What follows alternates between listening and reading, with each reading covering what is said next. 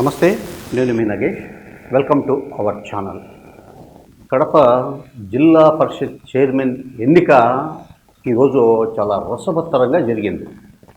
అధికార Telugu Desam party YS Jaganmohan రెడ్డిని, వైఎస్ఆర్ కాంగ్రెస్ పార్టీని దొంగ దెబ్బ కొట్టి ఈ ఎన్నికను నిలుపుదల చేయించి కాస్త ఒక 4 నెలలు టైం తీసుకొని ఆ తర్వాత వైఎస్ఆర్ కాంగ్రెస్ పార్టీకి చెందిన జెడ్పీటీసీలను తమ వైపు మళ్లించుకొని ఈ ఎన్నికలో జెడ్పీ పీఠాన్ని కైవసం చేసుకోవాలని చెప్పేసి ఒక ప్లాన్ వేసింది. సో ఆ ప్లాన్ను ఒకవైపు వైఎస్ఆర్ కాంగ్రెస్ పార్టీతో పాటు మరోవైపు హైకోర్టు తిప్పికొట్టింది. ఇంతకీ ఈ రసవత్తర సంఘటనకు, ఈ రసవత్తర రాజకీయానికి దారితీసిన పరిస్థితులు ఏమంటే, కడప జిల్లా పరిషత్ చైర్మన్గా కొనసాగుతూ ఉన్న ఒంటిమిట్ట జెడ్పీటీసీ అమర్నాథ్ రెడ్డి గారు రాజంపేట ఎమ్మెల్యేగా ఎన్నిక కావడంతో జెడ్పీటీసీ పదవికి రాజీనామా చేసినారు. ఆటోమేటిక్గా జిల్లా పరిషత్ చైర్మన్ పదవి కూడా ఖాళీ అయింది. ఈ స్థానాన్ని ఎలాగైనా దక్కించుకొని ఉమ్మడి కడప జిల్లా జెడ్పీ చైర్మన్ స్థానాన్ని తమ గుప్పిట్లోకి తెచ్చుకోవాలని చెప్పేసి తెలుగుదేశం పార్టీ తీవ్రంగానే ప్రయత్నించింది. సో ఆ జిల్లాలో 50 మంది జెడ్పీటీసీలు ఉంటే ఎన్నికల్లో 49 మంది వైఎస్ఆర్ కాంగ్రెస్ పార్టీ అభ్యర్థులు జెడ్పీటీసీలుగా గెలుపొందారు. బద్వేల్ నియోజకవర్గం గోపవరం మండలానికి చెందిన జెడ్పీటీసీ ఏకైక తెలుగుదేశం పార్టీ జెడ్పీటీసీగా అప్పట్లో గెలుపొందారు. సో రాష్ట్రంలో వైఎస్ఆర్ కాంగ్రెస్ పార్టీ ప్రభుత్వం పోయింది. కూటమి ప్రభుత్వం అధికారంలోకి రావగానే వైఎస్ఆర్ కాంగ్రెస్ పార్టీకి సంబంధించిన ఒక 5 మంది జెడ్పీటీసీలు తెలుగుదేశం పార్టీలోకి గోడ దూకారు. సో ఇప్పుడు ఆ పార్టీకి అధికారికంగా ఒకే ఒక్క జెడ్పీటీసీ ఉండగా అనధికారికంగా మరో 5 మంది తోడయ్యారు. సో మొత్తం తెలుగుదేశం పార్టీకి 6 మంది జెడ్పీటీసీలు అయ్యారు. మిగిలిన వారిలో వైఎస్ఆర్ కాంగ్రెస్ పార్టీకి 42 మంది గట్టిగా నిలబడ్డారు ఆ పార్టీ తరఫున. సో ఇద్దరు పులివెందుల జెడ్పీటీసీ చనిపోవడంతో ఆ స్థానం ఖాళీ అయింది. అమర్నాథ్ రెడ్డి గారు రాజీనామా చేయడంతో ఆ స్థానం ఖాళీ అయింది.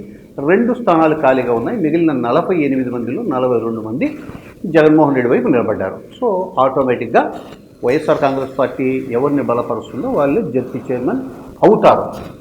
అయితే తెలుగుదేశం పార్టీ ఏం చేసిందంటే, ఈ జెడ్పీ చైర్మన్ ఎన్నికకు సంబంధించి ఎన్నికల సంఘం నోటిఫికేషన్ ఇచ్చాక సో ఏదో వైఎస్ఆర్ కాంగ్రెస్ పార్టీ వైపు ఉండే వాళ్ళను ఒక 10 మందినో 15 మందినో 20 మందిని ఈ పక్కకు లాక్కొని ఈ ఎన్నికకు అవసరమైన 25 మంది సభ్యుల బలం సంపాదించి జెడ్పీ స్థానాన్ని కైవసం చేసుకోవాలనుకుంది. అందుకు సంబంధించి రకరకాల ప్రయత్నాలు చేసింది. నయానో భయానో తాయిలాలో పనులో వర్కులో పదవులో ఏదో ఇస్తామని చెప్పేసి ఒక ఆశ చూపించి ఇటువైపుకు మెజార్టీ జెడ్పీటీసీలను రప్పించుకునేందుకు ఒక ప్రయత్నం చేసింది. ఆ ప్రయత్నం ఫలించలేదు.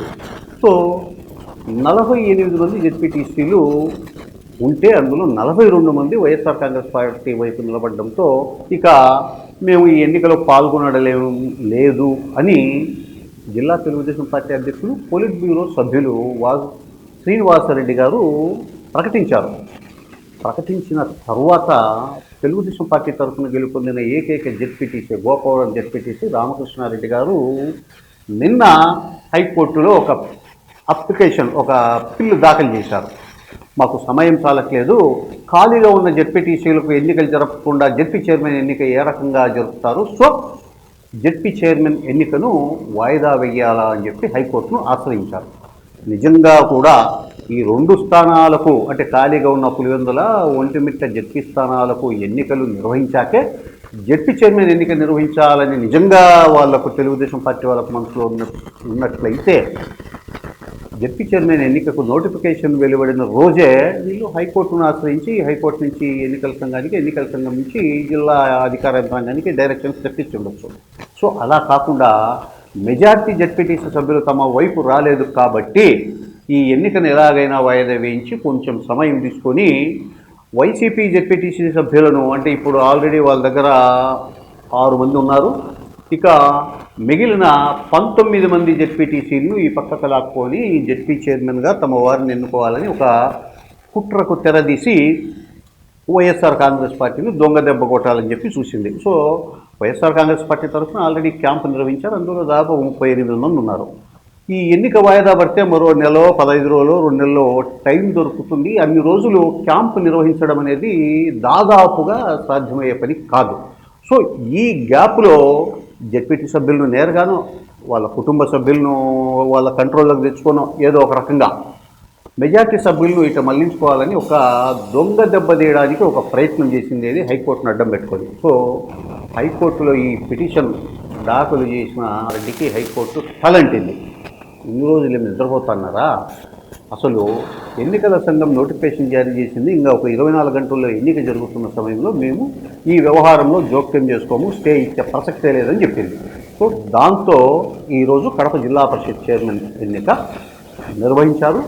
బ్రహ్మంగారి మఠం జెడ్పీటీసీ సభ్యుడు రామగోవిందరెడ్డి జిల్లా పరిషత్ చైర్మన్గా ఏకగ్రీవంగా ఎన్నికయ్యారు. రామగోవిందరెడ్డి జెడ్పీటీసీ బి మఠం మండలం అను నేను. శ్రీ ముత్యాల రామగోవిందరెడ్డి జెడ్పీటీసీ బి మఠం మండలం అను నేను. వైఎస్ఆర్ జిల్లా కడప జిల్లా ప్రజా పరిషత్ అధ్యక్షుడుగా ఎన్నిక అయినందున అమలులో ఉన్న శాసనం ప్రకారం భారత రాజ్యాంగం పట్ల యథార్థమైన శ్రద్ధానిష్టలు కలిగి ఉండగలనని నేను స్వీకరించబో బాధ్యతను విశ్వసనీయంగా నిర్వహించగలనని భగవంతుని పేరిట సత్యనిష్టతో ప్రమాణం చేస్తున్నాను. సో చైర్మన్ స్థానానికి జగన్మోహన్ రెడ్డి గారు ఆయన పేరు దాదాపు 2 నెలల క్రితమే ప్రకటించారు.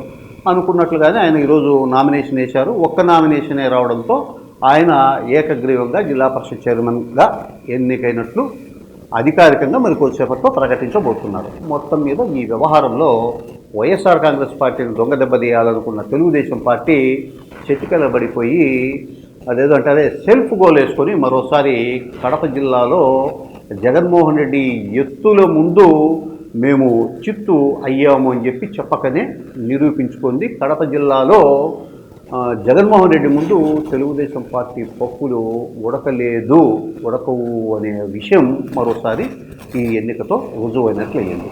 నమస్తే.